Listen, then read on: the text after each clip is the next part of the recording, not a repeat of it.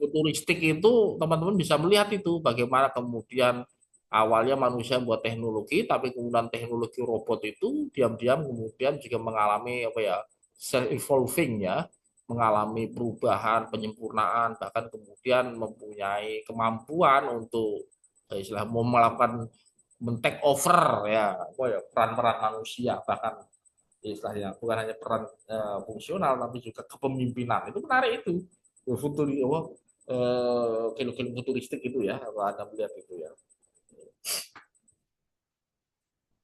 Terus kemudian dalam determinisme teknologi manusia sering kali dianggap sebagai agen yang bereaksi, merespon terhadap perubahan teknologi bukan sebagai pencipta yang memiliki kendali penuh atasnya.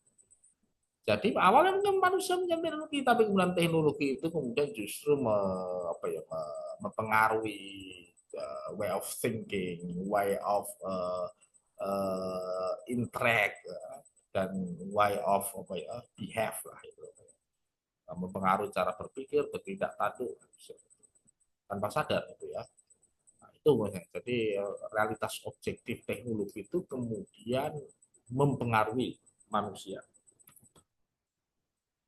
Oke. Jadi manusia itu hanya merespon saja.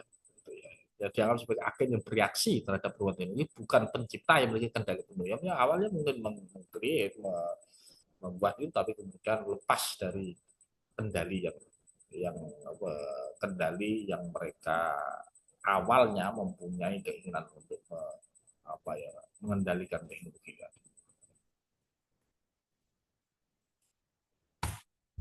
Oke, nah ini kalau ini perspektif ekstrim ya teknologi determinisme dan juga social construction of teknologi. Teknologi masyarakat ya, itu sangat ditentukan oleh teknologi, perubahan sosial masyarakat, asumsi dasar masyarakat dan perubahan sosial di dalamnya itu sangat ditentukan oleh teknologi, itu perspektifnya determinisme. Tapi sebaliknya social construction of teknologi ya, dari teknologi itu ya sebenarnya ya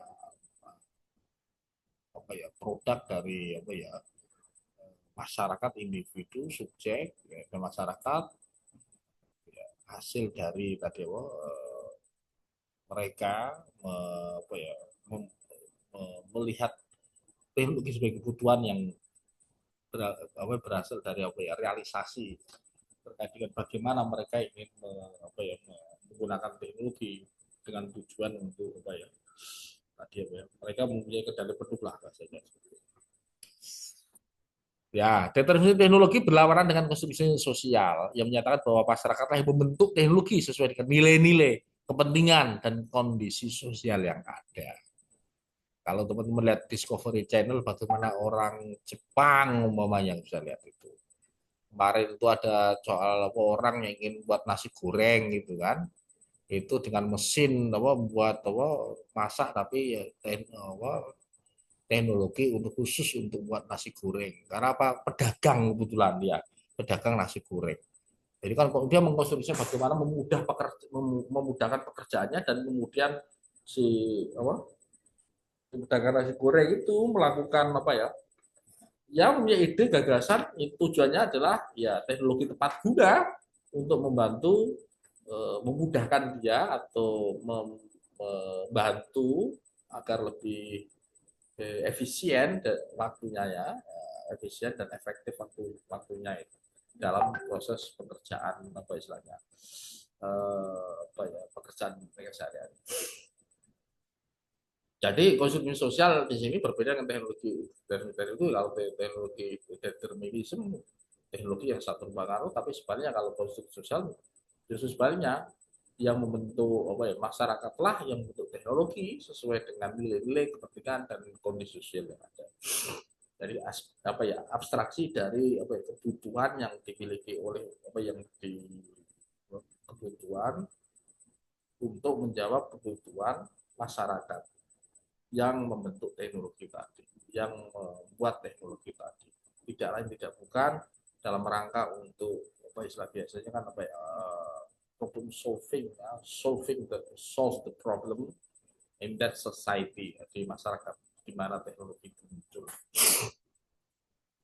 Ya, Nah, sementara konstruksi sosial menekankan peran manusia dalam mengembangkan dan mengarahkan teknologi.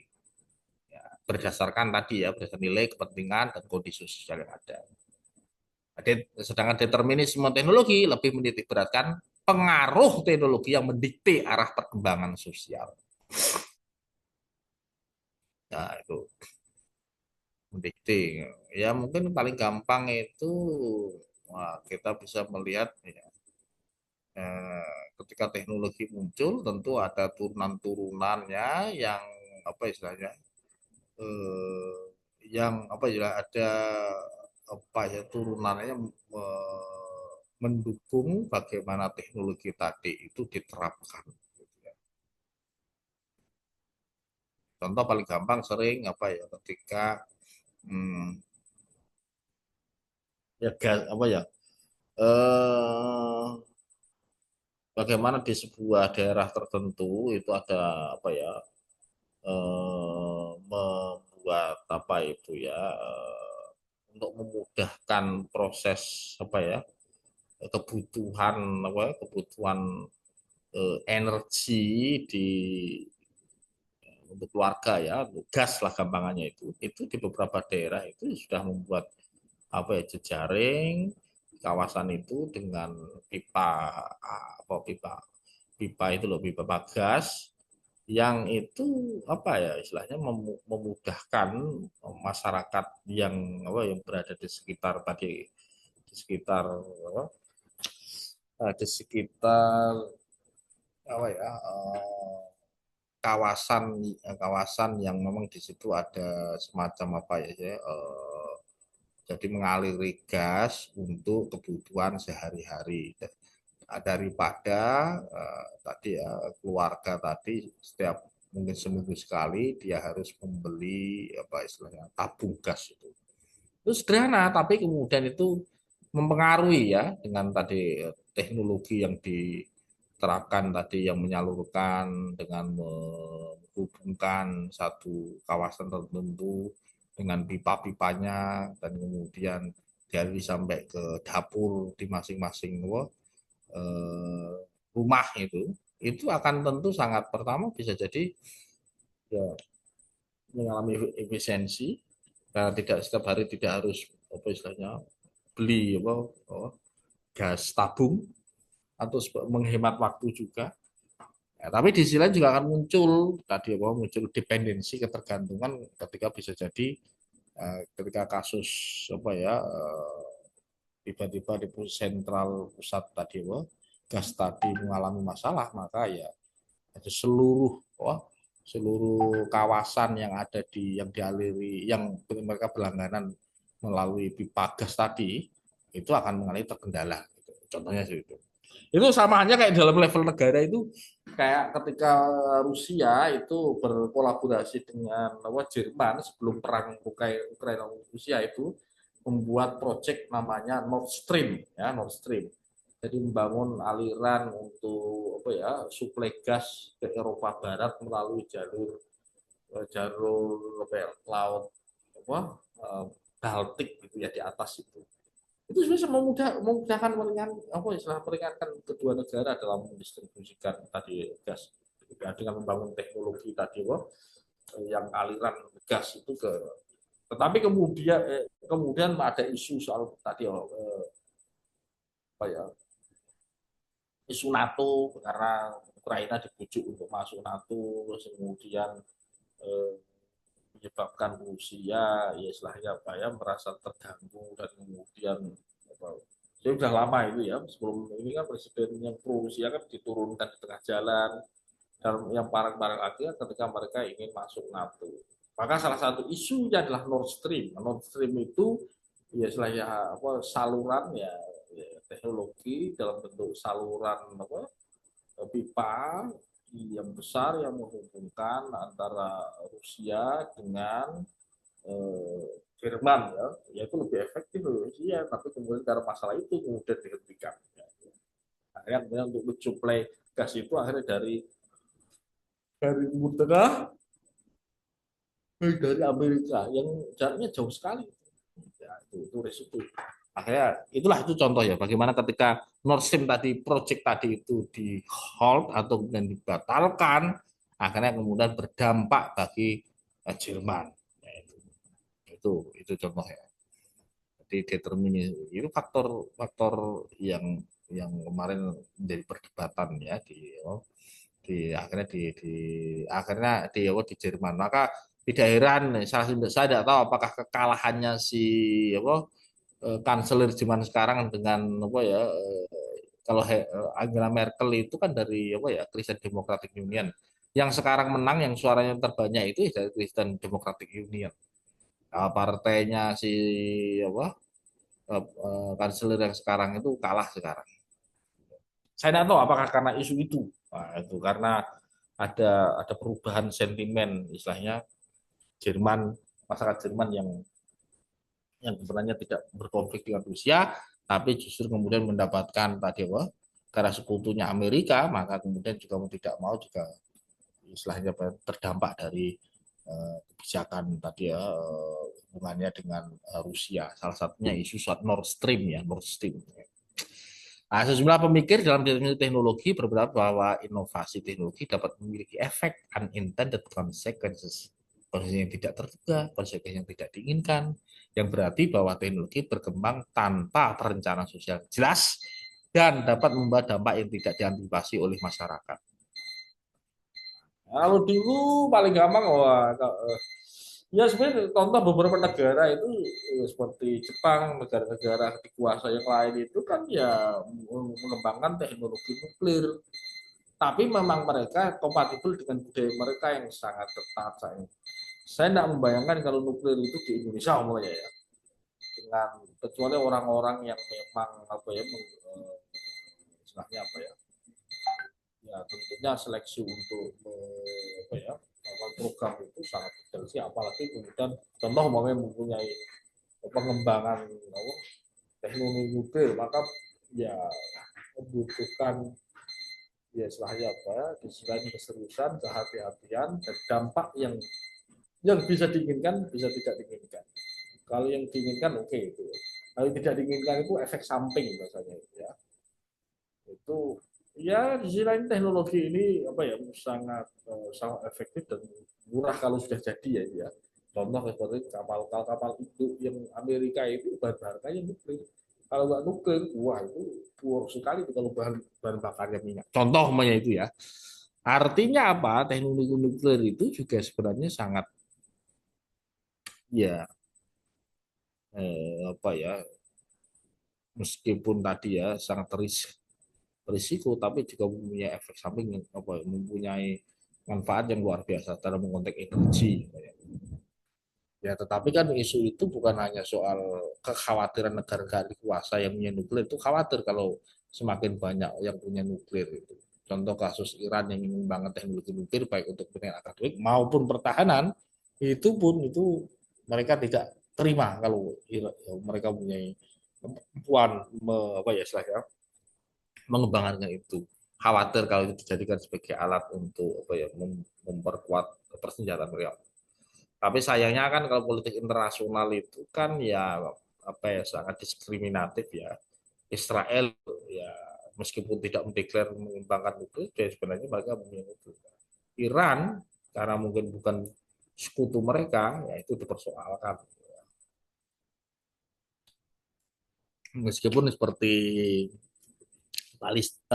Pakistan dan India itu masing-masing punya karena mereka kan ya dulu satu negara pisah ketika era kolonial dan kemudian bermusuhan ya perlombaan senjata. Kalau yang satu mempunyai senjata canggih, maka yang satunya merasa terancam, maka perlu mengembangkan senjata yang lebih canggih lagi. Yang satu tahu kalau sama, dia terus. Jadi perubahan persenjataan itu ya irrational competition itu. Nah, itu contohnya. Oke, nah, tetapi determinisme ini juga bisa kita bagi lagi determinisme teknologi keras atau hard technological determinism dan soft ya soft technological determinism. Ya, kalau punya teknologi keras itu ya hardware lah, itu kali ini software lah gitu kan. Sederhananya sih, meskipun satu dengan satu lain bisa bisa jadi dialektik ya seperti itu. Jadi bersifat dialektik. Oke, yang pertama determinisme teknologi keras atau hard teknologi determinism. Nah, ya, determinisme teknologi keras ya pendekatan yang berargumen bahwa teknologi berkembang dengan logikanya sendiri tanpa campur tangan atau kendali dari faktor sosial. Dari ya, logika engineering lah itu ya. Dalam perspektif ini, masyarakat hanya menyesuaikan diri dengan perkembangan teknologi dan perubahan sosial yang terjadi karena perubahan sosial ya ini. Jadi dan perubahan sosial yang terjadi sebagai konsekuensi langsung dari inovasi teknologi. Jadi artinya apa? Jadi teknologi ini melihat bahwasanya teknologi itu mempunyai apa ya self logic ya, yang itu berbeda dengan logika yang lainnya gitu. Tuh.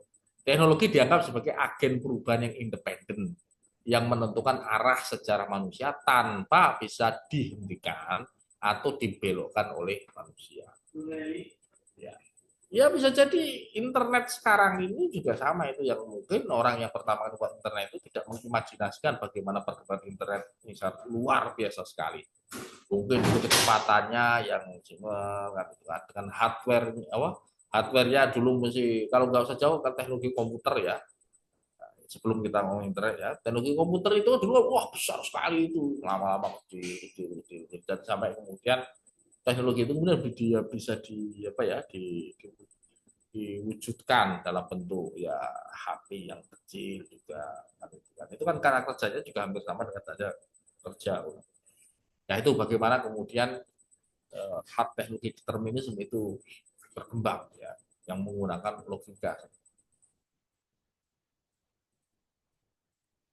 Nah, yang menentukan sejarah manusia tanpa bisa dilihat atau dipilihkan oleh manusia. Karena tadi ketika sudah menjadi sebuah produk teknologi, terus kemudian dikonsumsi atau diterima oleh masyarakat secara luas, kebetulan di masyarakat luas tadi ada yang memang dia ahli dan kemudian mengembangkan ya, dan kemudian memodifikasi bahkan kemudian juga membuat yang lebih baik dari yang sebelumnya kan, gitu kan.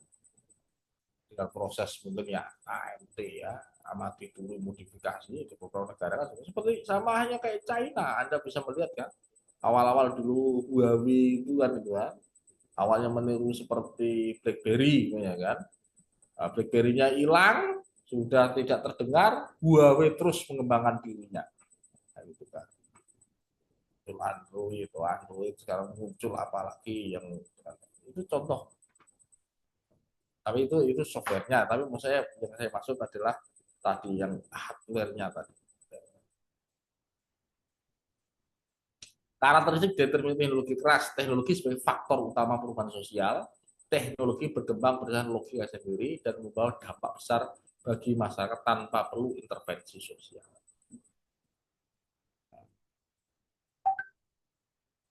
Nah, ini kita bisa melihat contoh paling gampang apa ya ya fenomena nanti ini fenomena ke depan ya future senario ke depan fenomena dengan adanya kendaraan listrik itu kan juga karena punya logikanya sendiri perlu nanti ada infrastruktur yang mendukung tadi mobil listrik kan itu kan itu kan apa ya perlu nanti SPBU yang listrik di rumah juga perlu seperti itu di tempat-tempat nah, itu contohnya itu bagaimana kemudian mempengaruhi punya logik sendiri setelah teknologi itu dibuat maka dia harus mempunyai apa ya berdampak pada sama dulu ketika awalnya servis oh dulu era tahun 90-an ramai servis servis TV gitu ya. Jadi dari teknologi tadi kemudian mempunyai dampak pada aspek ekonomi, buka lapangan pekerjaan, gitu kan. Ada servis TV, terus kemudian kemudian selanjutnya ada servis komputer, kan gitu. Selanjutnya ada servis HP, itu kan sederhana itu. Ya, jadi membentuk apa ya praktek sosial baru ya, ya. Aksesorisnya juga bukan aksesoris laptop, komputer kan dulu kan gitu kan. Sekarang sudah aksesoris HP yang itu mungkin tidak akan kita temukan mungkin apa ya gitu, tidak akan kita temukan 15 tahun yang lalu umpamanya itu ya. Ya, tuh. Oke, teknologi faktor utama perubahan sosial ini dari semua teknologi ya. Dan kemudian apa ya? Masyarakat contoh paling gampang gini ceritanya teknologi aja. Bagaimana teknologi satu melahirkan kalau di bandara itu dulu ada pesawat, ada bandara, terus kemudian dulu kan nggak ada apa sih tempat itu loh penyeberangan apa tempat kalau ruang tunggu terus kemudian masuk ke pesawat itu kan ada itu teknologi yang pindah-pindah itu kan itu apa sih itu lorongnya itu dulu ada tapi kemudian orang apa ya wah itu lorong itu agar lebih efektif ya agar tidak kehujanan ya. Nah, Indonesia itu termasuk yang mampu mampu memproduksi itu kalau nggak salah itu perusahaannya si anu ya JK Yusuf Kala itu ya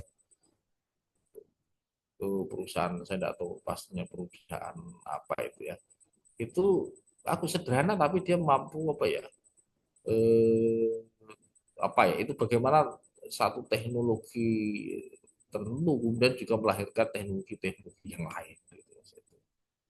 Teknologi sederhana tapi kemudian paling gampang kalau dulu perangkat ini ya perangkat hanya punya laptop bisa ada bagaimana sebenarnya ada aksesorisnya bagaimana agar laptop tadi itu bisa bisa apa ya untuk berdiri enak ada tempat untuk ini dan berdiri enak tambah lagi terus kemudian ada kipasnya biar laptopnya itu tidak panas itu jadi itu bagaimana itu yang disebut dengan tadi ya, teknologi itu punya logiknya sendiri gitu.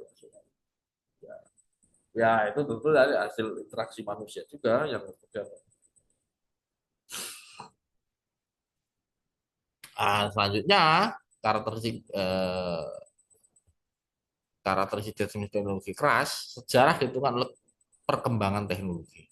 Secara manusia dibentuk oleh inovasi teknologi, bukan oleh tindakan manusia atau faktor sosial yang lainnya. Ya, ya teknologi rekayasa virus kan itu kan. Nah, kita kan nggak tahu kan, virus COVID dan sebagainya menurut banyak kalangan itu virus yang dikembangkan oleh ya ini kebenarannya perlu dikonfirmasi ya yang kemudian virusnya tadi ternyata kok kemudian apa hasil rekayasa itu punya dengan teknologi ya teknologi yang canggih ya kemudian melahirkan virus kemudian dibuat virus yang lainnya kan itu kan itu contoh bagaimana kemudian eh, mempengaruhi ya jadi teknologi itu kemudian juga bisa menimbulkan tadi yang intended tapi bisa juga menimbulkan unintended.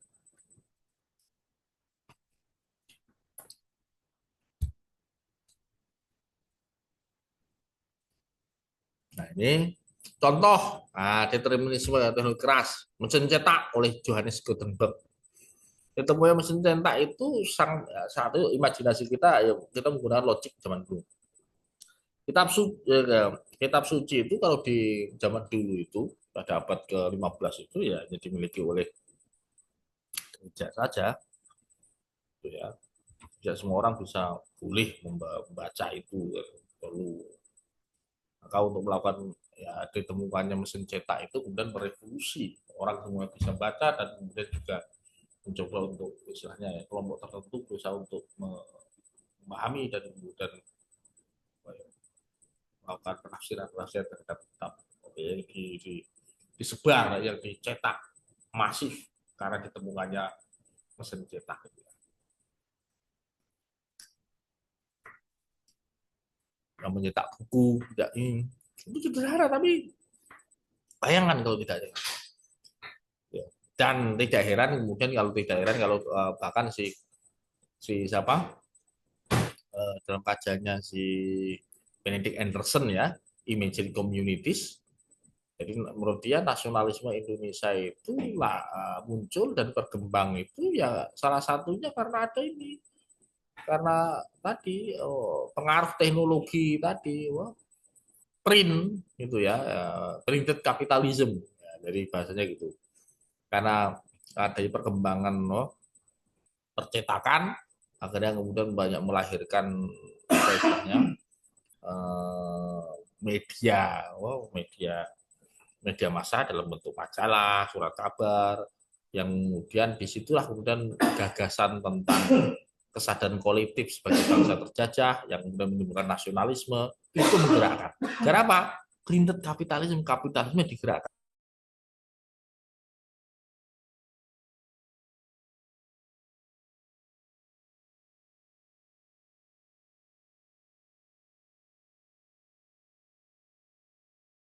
Produksi secara massal. Itu ketika zaman tidak ada lagi, belum ada tadi ya, tadi HP dan sebagainya. Buku itu dicetak kan sama. Contoh ya, ajaran Islam berkembang sampai ke Kepulauan Nusantara itu dari mana ya? Dari tadi cetak-cetak tadi itu ya. Saya kira itu pengaruh juga itu. Buku, termasuk yang kitab-kitab itu siapa itu dicetak itu kan. Sebarkan orang, orang tahu dan lainnya kan. Coba bayangkan kalau tidak ada ya, mesin cetak tadi yang dicetak secara massal. Al-Quran, namanya kan lama juga itu kan ya. Nah, ini jadi udah memungkinkan diseminasi pengetahuan tadi melalui apa? Melalui buku, dan buku itu dicetak. Itu sangat revolusioner sekali mesin cetak itu. Saat itu satu fase ya. Nah, itu contohnya ya. Jadi reformasi Protestan terjadi sebagai dalam konteks masyarakat Eropa pada abad ke-15 16. Reformasi Protestan terjadi sebagian karena penyebaran Alkitab yang luas, memungkinkan umat membaca kitab suci tanpa perantara gereja. Itu menurut saya menarik itu. Itu kondisi itulah kemudian maka gereja yang Katolik itu merasa apa ya, lahirnya Protestan itu kan apa ya, adanya desentralisasi otoritas gitu ya bahasanya gitu ya. Karena tadi mesin cetak, buku, nah, itu yang kemudian membuat ya tadi otoritas gereja Katolik itu kemudian mengalami apa ya, tandingan lah itu. Perubahan ini terjadi bukan karena masyarakat secara aktif menginginkan literasi massal, tapi karena teknologi cetak membuat perubahan itu terjadi secara alami. Itu menarik itu. Sama halnya tadi printed kapitalisme itu. Sama gitu, Soekarno, Hatta, mereka bisa tahu tahu tentang gagasan tentang nasionalisme, sosialisme, demokrasi kan itu kan, tentang gagasan memikir dari mana? Ya buku cetak tadi gitu kan. Ini kalau kita menggunakan logiknya teknologi ada tadi mesin cetak itu terus diterbitkan dalam buku itu yang kemudian menggerakkan gitu ya. Bayangkan kalau tidak ada itu. Nah, itu menurut saya. Itu contohnya dalam konteks ini ya, itu menurut mereka itu determinisme teknologi keras, hard technological determinism. Revolusi industri, mesin uap dan tenaga mekanik mengubah tatanan ekonomi dunia. Ya, saya katakan tadi itu ya. Ditemukannya uap, wah semakin lagi mereka semakin ekspansi. Kalau dulu pakai layar, kalau pakai uap, wah nyari daerah jajahan baru Eropa luar biasa itu. Ngangkut-ngangkut pasukan untuk orang, ngangkut-ngangkut dagangan, tenaga manusia dan hewan tergantikan oleh mesin, memicu pergeseran besar dari ekonomi agraris ke ekonomi industri. Kan itu kan. Awalnya kan manual kan itu kan. Nah, manual ya hasilnya tidak terlalu baik juga gitu. Nah, maka kemudian industri, maka dari masyarakat agraris menuju masyarakat industri. Nah, akhirnya apa? Karena tadi ekonomi agraris, karena ditemukannya teknologi tadi, wah, itu kan butuh lawan pekerjaan. Kan itu banyak yang orang agraris ke kota kan itu kan. Akhirnya kemudian mengalami apa yang disebutkan proses industrialisasi, biasanya diikuti oleh proses urbanisasi. Urbanisasi nanti memunculkan isu-isu ya, isu-isu patologi sosial, termasuk ya, Marx itu kan lah gagasan Marx, pemikiran Marx itu tidak bisa dari fase tadi itu masyarakat ekonomi tadi ke masyarakat industri. Dia melihat tadi ada patologi-patologi yang muncul dalam konteks era tadi industrialisasi. Maka dia melihat bahwasanya era industrialisasi itu ternyata di awal ya, di revolusi industri itu memunculkan apa ya unintended consequences ya, ya. Ada eksploitasi ada kan ada apa ya, surplus value yang muncul dari relasi produksi tadi itu karena tadi fase yang apa ya, diakibatkan oleh revolusi industri karena adanya perkembangan teknologi baru yang merubah logika kerja, cara kerja, hubungan kerja, kan itu. Struktur masyarakat berubah dengan urbanisasi besar-besaran dan munculnya kelas pekerja industri. Jadi teknologi itu udah ada karena ada teknologi mempengaruhi struktur sosial yang kemudian juga memunculkan apa ya memunculkan tadi kelas sosial baru. Nah, perkembangan artificial intelligence dan otomatisasi juga kerja. Contoh ini ya, kecerdasan buatan dan robotik menggantikan banyak pekerjaan manusia, mengubah landscape tenaga kerja secara gratis. Ya. Contoh ya, tadi ya, otomatisasi ya, itu ya. Banyak industri beralih dari otomatisasi, mengurangi dari yang awalnya belum otomatisasi kepada otomatisasi, mengurangi kebutuhan tenaga kerja manusia tanpa dapat dicegah oleh masyarakat atau pemerintah. Bingung pemerintahnya, gimana? Apalagi kemudian ada efisiensi, tambah lagi itu, umpamanya. Teknologi ini berkembang pesat tanpa dikendalikan, menciptakan ketimpangan ekonomi dan sosial yang besar. Apakah teknologi itu bebas nilai?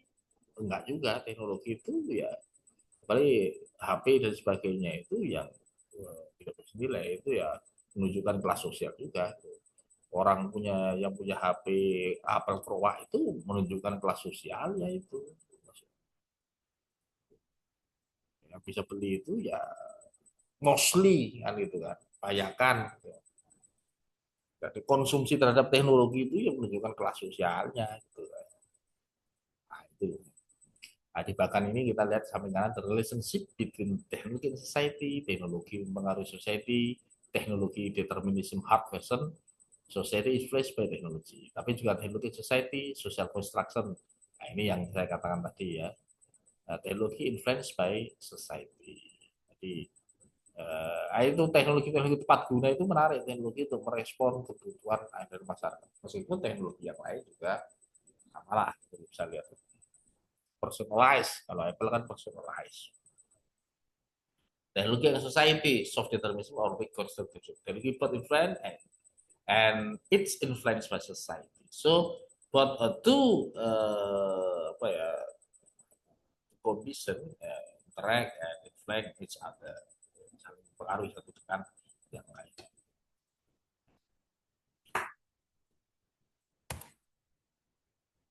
Ini hard ini ya.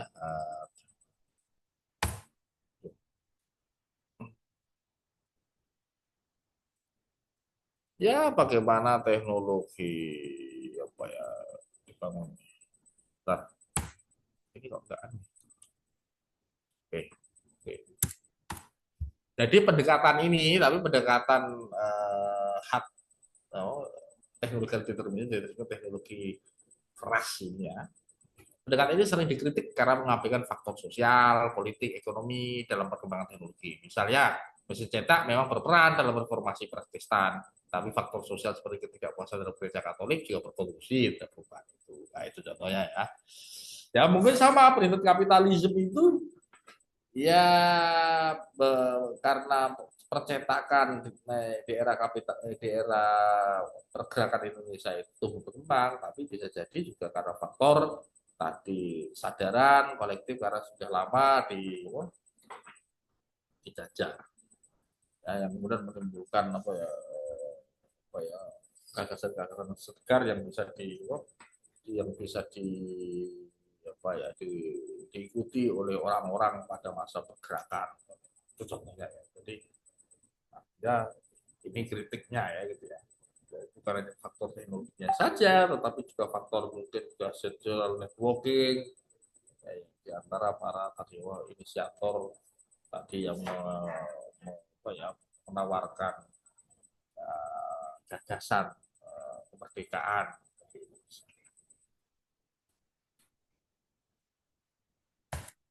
Oke, jadi tadi sudah belum ya? Oh, saya. Oke, sudah. Oh, ini sudah. Oke, oke, sudah. Oke. Itu yang hard teknologi determinism. Selanjutnya, apa itu soft teknologi determinism? Ya, jadi kalau teknologi determinism ada dua, ada hard dan soft. Ya. Maka kalau determinism teknologi lunak, soft teknologi determinism, jadi katakan berbeda dengan determinisme teknologi keras. Sedangkan determinisme teknologi lunak mengakui bahwa faktor sosial memainkan peran dalam perkembangan teknologi.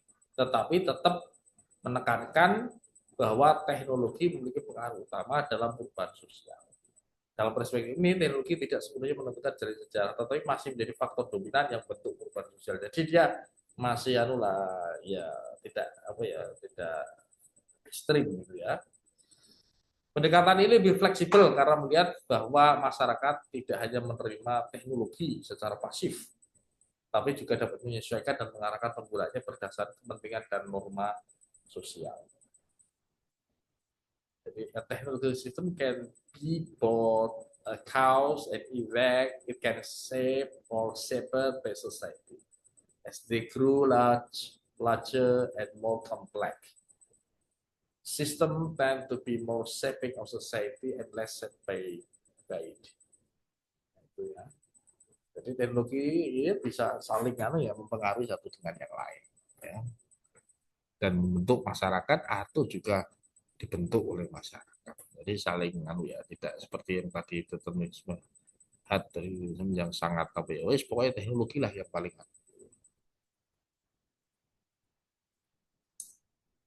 Oke. Karakteristik determinisme teknologi lunak, teknologi tetap menjadi faktor utama perubahan sosial, tapi bukan satu-satunya faktor. Beda dengan material hard. Ya.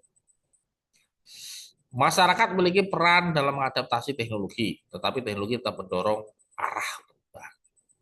Faktor sosial dan ekonomi mempengaruhi bagaimana teknologi berkembang dan digunakan. Nah, itu ya masih masih well. Jadi ini ya seperti ini. Oke, ini gambar ini bisa menunjukkan bagaimana teknologi determinisme mempengaruhi manusia, society dan sebaliknya. Contohnya apa? Internet dan revolusi digital. Ya. Awalnya internet dikembangkan oleh kepentingan militer. Jadi mesti teknologi canggih itu awalnya militer. Ya. Karena tujuan untuk apa istilahnya untuk pertahanan, ya, security, keamanan. Ya, internet oleh dikembangkan oleh kementerian militer dan akademik, tapi kemudian diadopsi oleh masyarakat untuk berkebutuhan. Meskipun teknologi ini membuka akses informasi secara luas, cara penggunaannya tetap dipengaruhi faktor sosial seperti regulasi pemerintah, kebijakan privasi, dan budaya digital di masing-masing negara. Media sosial merupakan hasil teknologi internet, memiliki dampak besar dalam mobilisasi politik, contoh ya Arab Spring ya melalui Twitter, melalui melalui Twitter, Facebook, ya. Dan perubahan ekonomi, e-commerce, tapi tetap dikenal faktor sosial dan politik. Ada regulasinya. Ketika TikTok kemarin ramai sekali buat platform untuk penjualan kan kemarin ramai ya beberapa tahun yang lalu ya. Perkembangan mobil listrik. Mobil listrik telah dikembangkan sejak awal abad ke-20, tapi baru populer dalam 3 tahun terakhir karena faktor sosial seperti kesadaran lingkungan dan kebijakan energi terbarukan. Atau dulu mungkin sudah mungkin, tapi karena khawatir kayak istilahnya Pak, untuk bisnis oil tidak akan berdampak bagi oil, maka kemudian teknologi ini tidak belum mendapat perhatian atau bahkan dikembangkan secara lebih advance. Nah, teknologi mobil listrik tidak berkembang secara independen, tetapi dipengaruhi oleh faktor sosial, kebijakan pemerintah, kesadaran ekologi, dan persaingan bisnis. Nah, kemarin kan rame itu yang mau disubsidi, wow, mobil listrik. Ternyata yang apa istilahnya pemilik hak untuk melakukan impor, ya, itu adalah elit strategis, itu tidak bisa lepas dari itu. Kecerdasan buatan dalam kehidupan sehari-hari, artificial intelligence dan otomatisasi digunakan dalam berbagai aspek kehidupan. Tetapi penerapannya masih tergantung pada kebijakan sosial dan berdasarkan pada etika. Nah, ini contoh ya, beberapa contoh terkait dengan determinisme. Nah, oke, contohnya ini tadi, oh redundan ya, sorry. Nah, pendekatan ini ya soft technology determinism ini lebih bisa diterima dalam studi sosiologi teknologi karena mempertimbangkan interaksi antara teknologi dan masyarakat. Namun tetap ada tantangan dalam menentukan sejauh mana teknologi dapat dikendalikan oleh masyarakat. Melihat perkembangan yang sering kali melampaui regulasi yang ada. Ya regulasi kadang ya telat merespon ya. Tuh. Sekarang ada sepeda listrik yang ada di mana-mana gitu ya, jadi dipakai bukan hanya orang dewasa tapi anak-anak. Bagaimana regulasi mengaturnya? Wah itu kan, wah kalau di perumahan tempat saya itu ya itu bukan hanya orang tua, anak-anak kecil itu menggunakan sepeda listrik yang kadang bisa membahayakan itu contohnya. Itu contohnya ya. Tapi belum ada regulasinya. Ini bagaimana ini?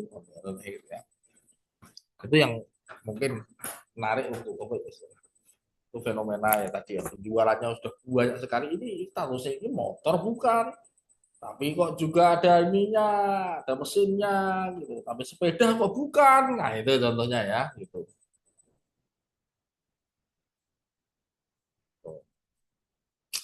Nah ini tokoh-tokoh pemikir ada beberapa tokoh pemikir terkait dengan teknologi dan mode of production ya.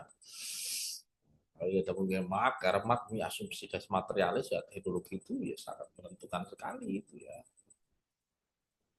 Teknologi menurut Mark ya sebagai penentu mode of production atau mode produksi secara produksi. Nah, Mark berpendapat bahwa perkembangan teknologi produksi menentukan struktur sosial dan ekonomi dalam masyarakat. Kalau teknologinya canggih itu masyarakat ya canggih biasanya itu ya mempengaruhi dengan itu kan. Terus sebaliknya teknologi mempengaruhi sistem ekonomi ya pastinya. Jadi revolusi industri mengubah pasar feodal menjadi kapitalis melalui mekanisasi dan industri manufaktur. Pabrik-pabrik. Nah, beberapa tahun yang lalu ada laporan Indonesia itu mengalami deindustrialisasi, bukan mengalami penguatan industrialisasi, bahkan justru deindustrialisasi. Kenapa?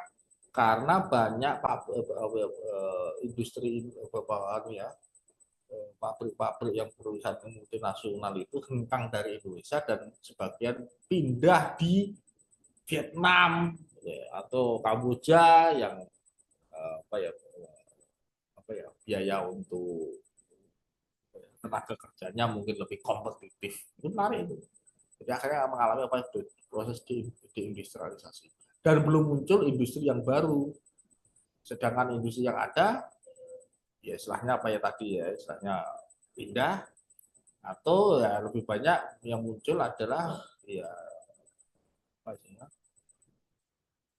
kita hanya menjadi apa ya mengimpor atau penyalur barang-barang dari negara-negara. Jadi padahal kan negara yang apa yang menjadi negara industri itu biasanya negara yang nanti seiring dengan waktu itu menjadi negara yang istilahnya bukan developing country tapi developed country. Menarik ini. Kenapa ya? Karena teknologi. Ini kalau kita menggunakan perspektif determinisme. Perubahan teknologi mengubah hubungan kelas. Kalau Bang, ya. Dengan perkembangan teknologi, kelas pekerja, proletariat jadi semakin bergantung pada pemilik modal, menciptakan ketimpangan sosial karena tadi yang punya bisa beli alat produksi ya pemilik modal ya. Otomatisasi di industri modern menggantikan tenaga kerja manusia, menyebabkan pengangguran massal dan meningkatnya kesenjangan ekonomi. Nah, ya mungkin kemarin itu banyak parkir yang sudah nggak butuh lagi. Banyak yang dulu waktu beberapa tahun lalu tol ada lagi. Besok SPBU bisa jadi nanti ke depan mungkin bisa jadi seperti itu. Dengan adanya jasa tiket Traveloka, namanya itu berdampak itu dulu agen-agen tiket banyak. Oh ya otomatisasi orang bisa directly order the ticket gitu. On time apa ya real time saat itu. Bisa milih, bisa ini kan itu kan. Nggak perlu di apa, teknologi dan aliransi pekerja. Marx berargumen bahwa kemajuan teknologi dalam sistem kapitalisme membuat pekerja semakin teralinasi dari proses produksi karena mereka hanya menjadi bagian kecil dari rantai produksi yang besar. Iya, kalau teman-teman lihat industri yang sekarang udah modern canggih itu ya. Contoh industri es krim itu ya. Nah, itu sudah ada cetakannya, sudah ada ininya kan gitu, takarannya. Kalau lihat di YouTube itu sering lihat, ya paling yang apa buruhnya atau pekerjaannya itu hari mungkin nyari hanya mungkin apa istilahnya naruh-naruh satu bagian saja itu terus yang dikerjakan gitu. Jadi dia hanya menjadi one dimensional man ya orang satu dimensi yang udah itu aja gitu. Jadi monoton dan membuat dia terasing dari ada nanti Thorsten Veblen gitu ya teknologi dan struktur ekonomi ya ini sering juga dirujuk sebagai apa ya sosiolog ini sosiolog awal ya ini ya setelah generasi Weber cuma jarang juga tidak banyak dikaji meskipun gagasan pemikiran menarik untuk dikontekstualisasi di era kontemporer. Jadi perkembangan teknologi lebih cepat dari sistem sosial. Iya, sistem sosial itu contoh paling gampang sistem ekonomi sosial. Contoh dengan adanya apa ya aplikasi Grab, dulu ada Uber kan dari Amerika, terus kemudian Grab, ada Gojek gitu kan. Sistem sosialnya masih ya dulu awal-awal ketika di bandara, ketika stasiun kan itu kan mengalami resistensi gitu kan. Ya, teknologi yang diterapkan itu lebih apa ya lebih maju baru kemudian ada regulasinya baru ya memang itu ya. Problem menekankan bahwa teknologi berkembang lebih cepat daripada sistem sosial dan ekonomi sehingga sering kali menciptakan ketimpangan dalam masyarakat kan itu akhirnya kan banyak yang eh, apa ya apalagi di Jakarta itu ya taksi-taksi itu dulu ada taksi ekspres itu sudah mungkin sudah nggak ada mungkin sudah sangat sedikit sekali sekelas Bluebird aja hampir collab juga kan akhirnya mereka menyesuaikan dengan tadi istilahnya teknologi baru tadi ada punya aplikasi dan sebagainya itu contohnya ya ini bagaimana kemudian ya benar dikata tuh Veblen menarik ini Veblen menurut saya dia belum tapi kemudian dia sudah mempunyai wanda ini ya. Bahwa teknologi berkembang lebih cepat daripada sistem sosial dan ekonomi sehingga sering kali menciptakan ketimpangan dalam masyarakat siapa yang menguasai teknologi itu lah ya akhirnya para sopir taksi tadi itu ya kalau nggak cepat mengambil apa ya mengikuti perkembangan itu ya akan lewat gitu ya kalau tidak menggunakan aplikasi ya tidak menggunakan teknologi gitu ya contohnya revolusi digital lebih maju daripada regulasi hukum mengenai privasi data itu juga ada gitu ya. Nah, iyalah itu kemudian mau nggak ada digital aja privasi kita sudah dijual belikan kalau umpamanya di bank itu ya tiba-tiba ada orang telepon ada ini iya kok data kita kok mudah sekali apalagi sekarang tanpa sadar kita juga mengisi data-data yang kita menyerahkan data itu yang kemudian dijadikan sebagai apa ya untuk menerima apa ya menerima info-info atau promosi ya. Nah, selanjutnya peran insinyur dalam masyarakat modern. Nah, ini Febri melihat fenomena menarik. Nah, Febri melihat bahwa insinyur, engineer, dan teknokrat ya seharusnya mengontrol perekonomian karena mereka lebih memahami efisiensi teknologi dibanding kapitalis yang hanya mencari keuntungan. Nah, ini tapi menarik logiknya engineer beda dengan logiknya mungkin sosiolog udah kan dia kan ya ya kan mesin kan bagaimana mesin itu efektif efisien kan itu kan itu menarik ya, ya kalau kapitalis begitu dapat hasil sebaik-baiknya kalau engineer ya dia berbeda itu.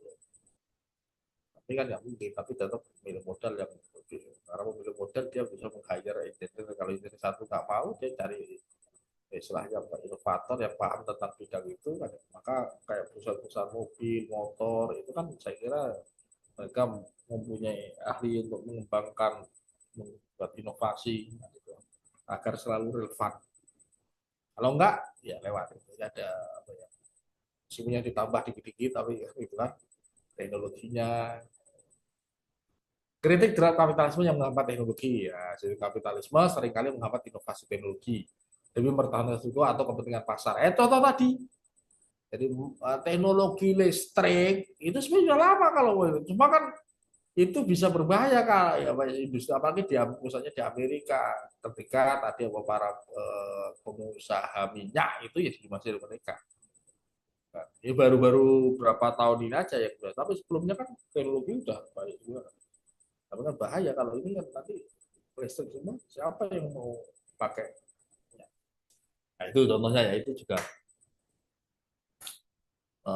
artinya memang juga apa ya tidak bisa lepas kapitalisme itu juga mempengaruhi juga perkembangan.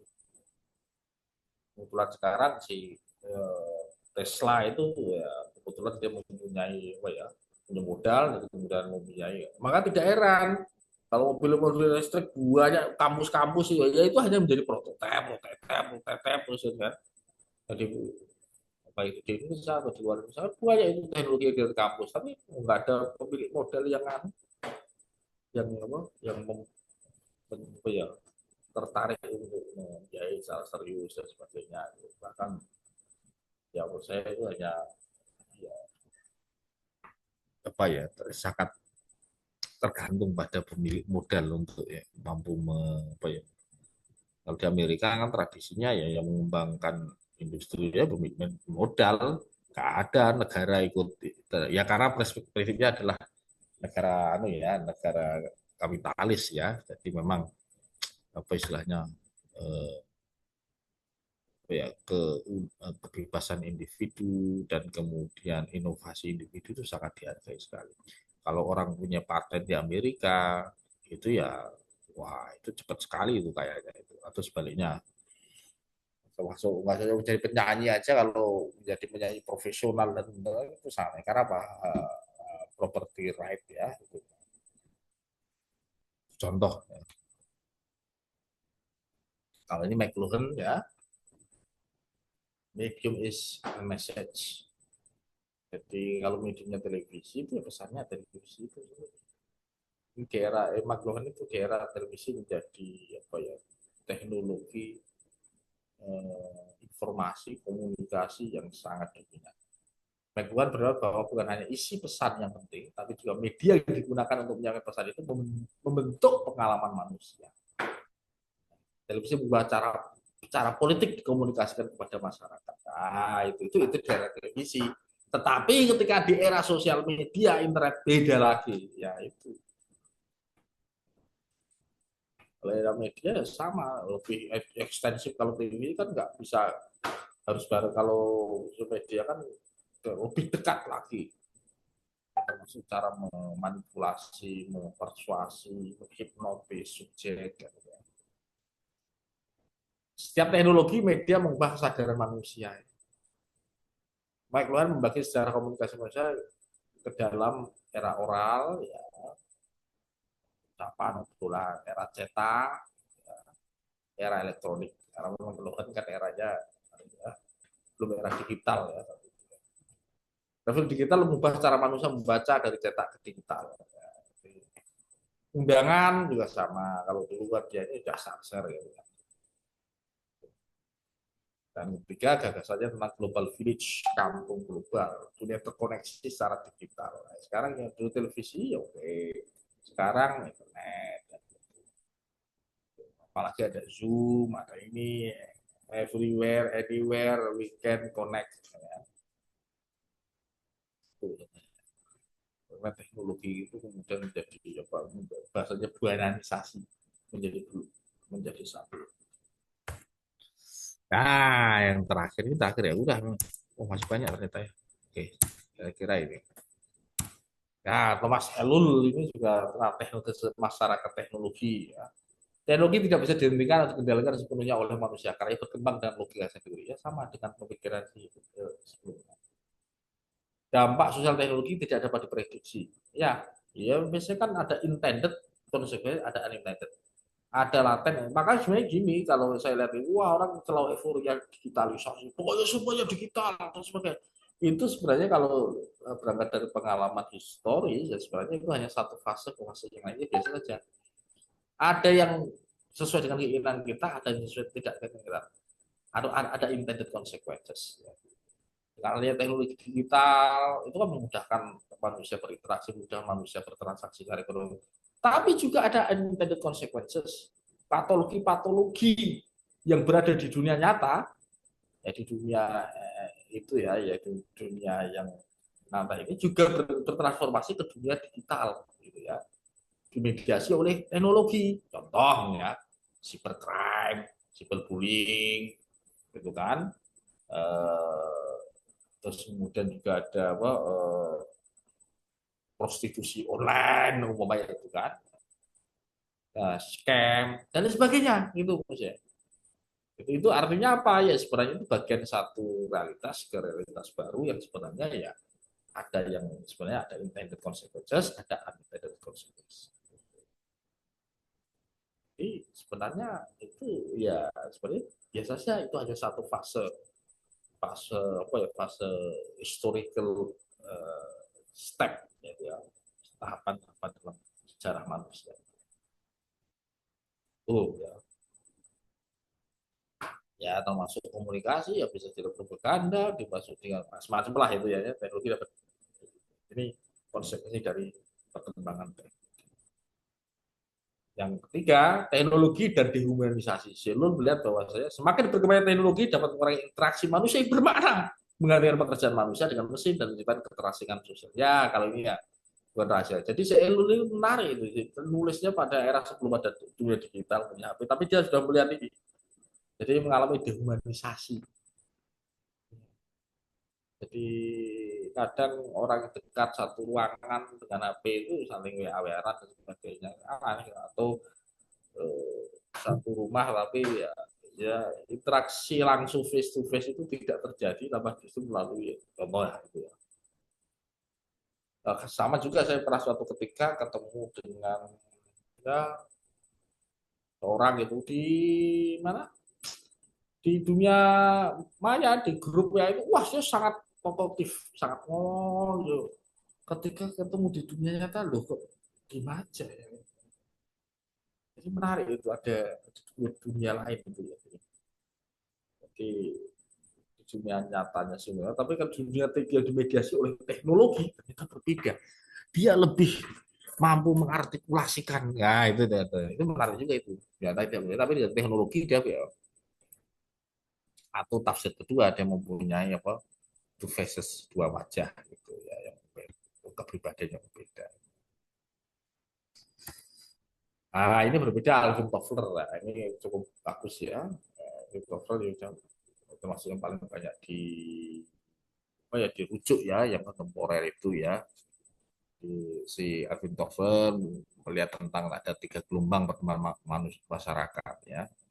Masyarakat agraris, industri, informasi. Mungkin sekarang tadi era digital itu ya, ya kan kebetulan sudah anu ya. Tapi itu saat itu ya dengan teknologi informasi komunikasi. Karena dia menulisnya pada era-era sebelum anu ya, era digital menjadi fenomena zaman. Ada bukunya Future Shock nih, ada melihat bahwa saya dampak perubahan teknologi yang terlalu cepat. Masa seringkali malah kesulitan dalam beradaptasi dengan perubahan teknologi yang cepat. Kan ada mungkin umur itu juga mempengaruhi bagaimana cara menggunakan teknologi, bagaimana paling gampang kalau di WhatsApp itu kalau ingin kelahiran 90-an, kelahiran 80-an, kelahiran 70-an, 60-an, terus kelahiran ada yang kelahiran 60-an ya, itu beda itu. Kalau ketika ada interaksi di dunia digital itu. Mungkin di keluarga, mungkin teman-teman mungkin juga unik juga itu kalau mungkin pengalamannya tentang bagaimana mereka share apa saya share itu ya sebenarnya share itu siapa sih? Nah, itu menarik itu. Ini contohnya ya kalau ini ya AI dan otomatisasi dalam dunia kerja membuat banyak pekerja kehilangan pekerjaan sama dengan AI dan berhadapi keterampilan baru. Ini penting. Ada mungkin yang kelahiran itu dia beradaptasi dengan teknologi menggunakan HP, tapi ada yang nggak bisa menggunakan HP ada juga. Atau ya itu contoh saja. Tapi menurut saya menarik. Jadi beradaptasi itu, ya. Maka dia si Alvin Toffler ngomong bahwa illiterate of the 21st century will not be those who cannot read and write, but those who cannot learn and learn and learn. Menarik spiritnya. Jadi orang yang buta huruf di abad ke-1 itu bukan mereka yang tidak bisa baca dan tulis, tapi orang apa? Yang tidak bisa belajar, terus kemudian istilahnya mempertanyakan, memperbarui apa yang sudah dipelajari tadi, diudari lagi bahasa Jawanya, dan kemudian kembali belajar. Termasuk orang ada orang yang mengalami menerima apa ya ketika apa putus asa, oh nggak salah saya nggak bisa belajar, mungkin yang merasa tua ya, padahal ya spiritnya ya seharusnya ya kalau orang siapa perlu belajar bisa, tapi ada orang lain udah eh, apa ya tidak berusaha untuk mencoba itu mas ya untuk melakukan belajar suatu hal yang baru. Ya, menarik ya, di Singapura itu dia membuat kebijakan lifelong education pendidikan sepanjang hayat, menawarkan kursus-kursus termasuk kursus teknologi itu kepada mereka yang disebut citizen senior citizen. Itu menarik menurut saya. Itu kebijakan bagus, artinya apa ya harus di tadi spirit untuk learn, belajar kembali untuk mengudari pengetahuan yang sudah kita anggap sebagai suatu yang mapan, dan kemudian kembali belajar, learn unlearn and relearn. Biasanya itu yang sudah merasa senior gitu kadang itu sudah cukup lah ini, padahal ya spiritnya adalah learn unlearn and relearn. Kalau teman-teman yang beragama Islam tentu ini menarik, ini relate dengan semangat utlubul ilma minal mahdi ilal lahdi, menuntut ilmu dari buayan hingga yang lahat. Itu saya menarik itu. Nah, apa yang dilakukan oleh kebijakan Singapura itu sebenarnya adalah kebijakan yang sangat kalau mungkin pasti teman-teman Islam itu lifelong education itu pendidikan sepanjang hayat itu contohnya ya. Nah, maka di sini ada teknologi sebagai pendorong perubahan sosial. Setiap gelombang teknologi akan membawa perubahan sosial yang fundamental dan mengubah pola pikir serta cara hidup manusia. Ya, gitu. Itu pokoknya HP, berupa dunia digital, berupa itu memang tidak bisa kita hindari. Oke, ini ya ini kesimpulannya. Jadi seperti itu. Dari determinasi teknologi keras, teknologi berkembang secara independen menentukan cara. Jadi ini pendapat yang ya hak teknologi determinisme ya apa ya teknologi lah yang mendeterminasi. Kalau teknologi ya bukan hanya teknologi, tapi juga masyarakat berperan dong. Oke, oleh karena itu kajian tentang teknologi harus mempertimbangkan bagaimana interaksi antara teknologi dan masyarakat membentuk peradaban salah satu dengan yang lain. Oke, terima kasih teman-teman sekalian.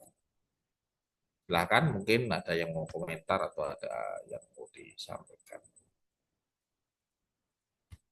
Ini sebentar lagi ya yang besok puasa ini katanya puasa ya.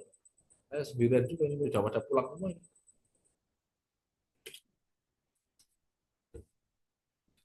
Udah pada mau pulang semua ini. Ya, ini yang mau terawih nanti malam ya. Oke, silakan mungkin ada komen atau mungkin punya pengalaman ya. Atau ya determinisme Permisi teknologi. Pak, saya izin tanya Pak. Silakan. Pak, tadi Bapak menyinggung satu fase di abad 18 ya terkait revolusi industri Pak. Tadi Bapak kita berangkat dari satu asumsi bahwa teknologi yang menentukan. Ya.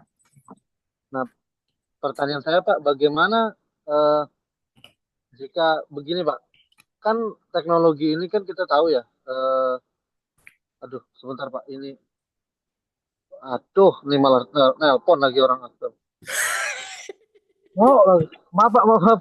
Sebentar. Eh, Itu tek- itu teknologi ini determinisme kan, teknologi juga itu. Ada aduh, teknologi ini, astagfirullahaladzim.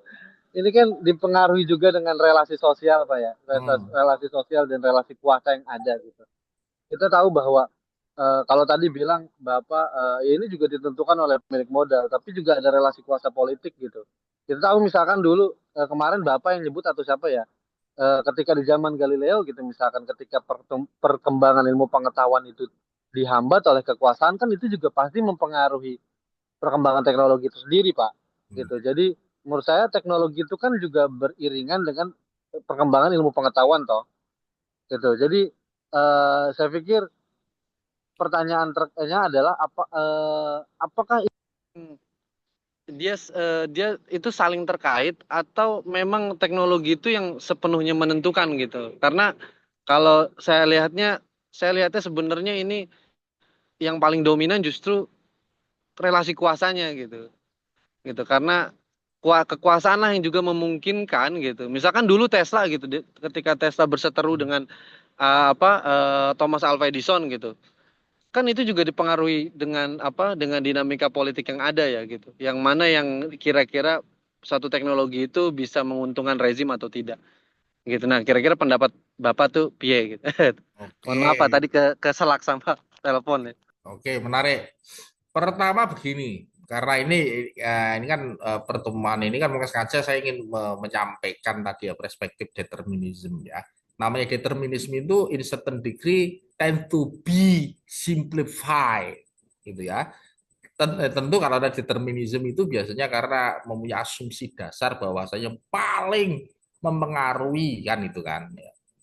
Meskipun nanti kan ada kritik ya, ada nanti determinisme sosial, ada perspektif nanti besok kita akan bahas, dan juga ada konstruksi sosial dan juga teknologi. Ada three big of paradigm lah of the to untuk melihat masyarakat dan teknologi. Tetapi asumsi dasarnya memang tadi teknologi. Tapi menarik lagi, ya itu kan kalau Kalma kan melihat ya teknologi ya hal karena tadi asumsi kalau di filsafat ilmu kita bahas kan tentang ontologinya memang materialis kan itu kan. Tapi gini, kalau mau bagaimana menurut pendapat pendapat saya gitu ya. Kalau saya tadi kan hanya menjelaskan ya, mencoba untuk melihat teknologi dalam menggunakan apa ya optik atau perspektifnya determinis. Kalau kalau dalam perspektif saya, kalau tadi kan Mas Rian ngomong, apakah ini ilmu pengetahuan seharusnya ini menarik menurut saya. Karena memang ya sebenarnya teknologi itu manifestasi dari ilmu pengetahuan sebenarnya. Iya kan? Jadi Ya, betul pak, itu kan dia produk ilmu pengetahuan toh. betul itu Gitu. Jadi kan saling itu. saling mengandaikan toh. Iya, jadi ilmu pengetahuan itu, wah, ini kalau ini perspektif saya kan gitu kan. Kalau perspektif saya ya tadi ilmu pengetahuan itu kemudian atau pengetahuan kalau dulu mungkin belum scientific method dalam masyarakat yang tradisional ya. Pengetahuan itu ya sebenarnya kalau pengetahuan itu dan menghasilkan apa yang disebut dengan teknologi kan itu kan. Nah, teknologi itulah kemudian ya istilahnya dialektika sebenarnya teknologi tadi merespon kebutuhan masyarakat, kebutuhan si apa ya si ilmuwan tadi kan, dengan ilmu pengetahuan yang dimilikinya, terus kemudian dia mencoba untuk melihat realitas ada masyarakat, terus kemudian mengcreate sebuah teknologi yang dalam rangka untuk apa ya memudahkan mereka istilahnya apa ya menjalankan kehidupan mereka baik itu dalam konteks ekonomi mungkin ya, lebih banyak ekonomi lah gitu kalau nah itu kan sebenarnya adalah produk dari ilmu pengetahuan itu sebenarnya kalau kita melihat ya apakah itu contoh artinya kalau dalam konteks kalau kita di revolusi industri itu sebenarnya kan ada istilahnya ya temuan-temuan para ilmuwan atau engineer yang istilahnya melakukan eksperimentasi dengan berbagai macam apa ya cara untuk menghasilkan teknologi yang bisa memproduksi lebih banyak daripada dengan menggunakan teknologi manual ya, dengan teknologi uap. Itu menurut saya ya itu hasil dari tadi ilmu-ilmu istilahnya apa ya, ilmu engineering, ilmu-ilmu dasar kan itu kan itu ya. Nah, sebenarnya seperti itu kalau menurut saya gitu ya. Jadi itu memang apa istilahnya ya, ilmu pengetahuan ya itu, ya ilmu pengetahuan itu menarik juga. Ilmu pengetahuan yang seperti apa? Ilmu pengetahuan yang didasarkan dengan logik. Nah, kalau teknologi itu ya yang empirisisme kan itu kan. Tapi menarik. Nah, kalau kita tarik dalam filsafat itu menarik. Di Jerman dan di UK itu perdebatan terjadi. Kalau di Jerman itu didominasi oleh cara pandang apa ya? Cara pandang yang bersifat apa ya? Kelompok yang anu ya, secara secara ontologinya itu idealis, secara apa? Secara epistemologinya itu rasionalis kan. Sedangkan di mana? Di apa di UK atau di British saat itu abad-abad itu berkembang itu tradisi empirisisme, tradisi ilmu-ilmu apa ya, ilmu-ilmu empirik, eksperimentasi macam-macam itu yang kemudian melahirkan tadi ya apa produk-produk, oh ya istilahnya ilmu-ilmu yang istilahnya apa yang mempunyai apa ya, yang bisa di apa ya, yang kemudian manifestasi dalam bentuk teknologi.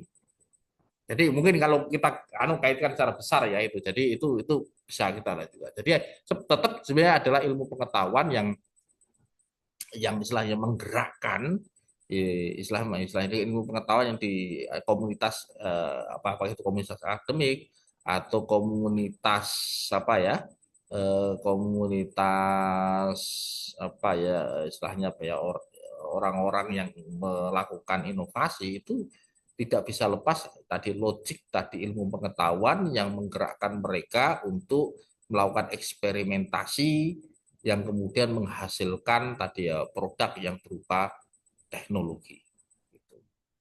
Nah, itu kalau menurut saya seperti seperti itu. Ya, tentu mereka ya Baik untuk Pak, baik. Hmm. membuat teknologi tidak mungkin kalau tidak di apa istilahnya, tidak ada logik untuk menjelaskan bagaimana teknologi itu bekerja, begitu kan? Ya, jadi menurut saya seperti itu, Mas Rian. Kalau itu. Ya, baik Pak, makasih Pak. Karena pertanyaan itu menurut saya menjadi penting karena saya sering kali mendengar bahwa teknologi seolah-olah berdiri sendiri gitu Pak. Betul, Dia Pak. seolah-olah tidak ada konteks, tidak ada apa, tidak ada seperti kita tahu hari ini lah. Ini kan persaingan ketat ya.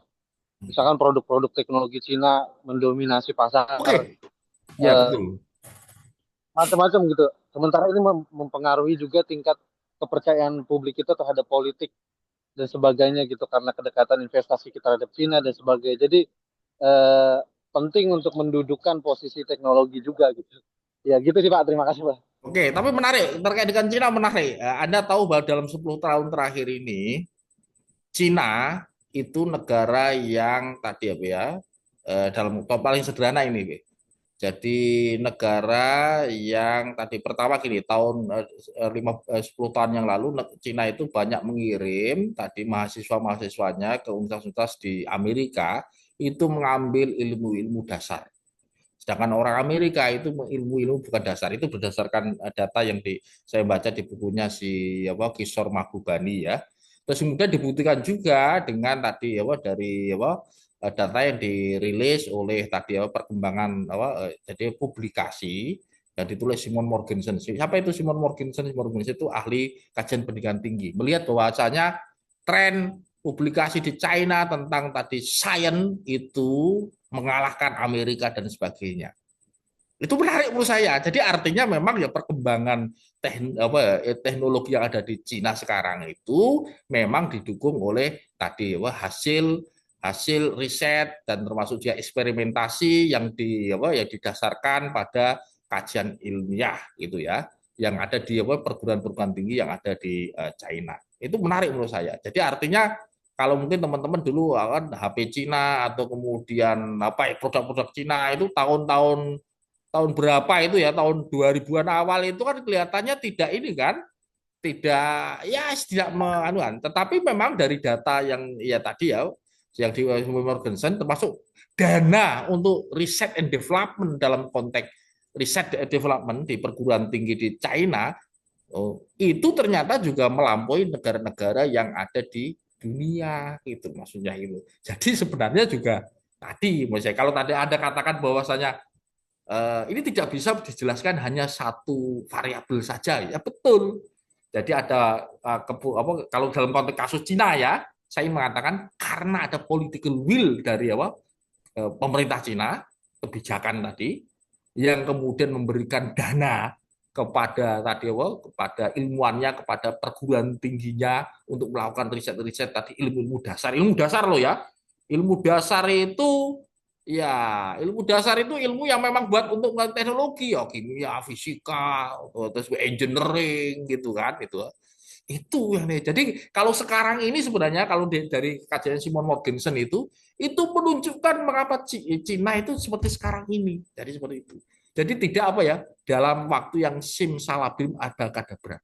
Jadi kalau penjelasan teknologi di Cina itu, maka saya mengatakan bahwa saya betul ada relasi kuasanya, ada kebijakannya, kan yang kemudian di perguruan tingginya dan kemudian juga di industri, ya. Jadi itu tidak bisa dijelaskan yang membuat Cina kok seperti sekarang ini. Jadi kalau tiba-tiba ada DeepSeek sebagai tawaran alternatif itu menarik itu.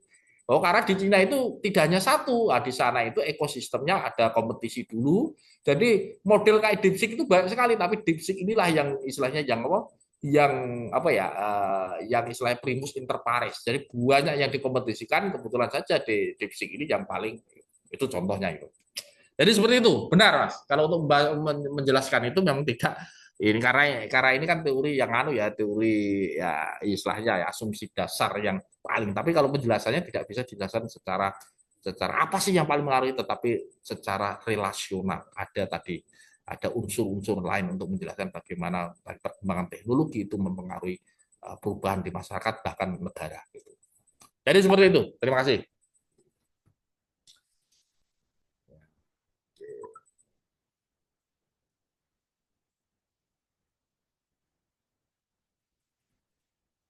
Oke, ini sudah di tempat teman-teman sudah maghrib belum nih?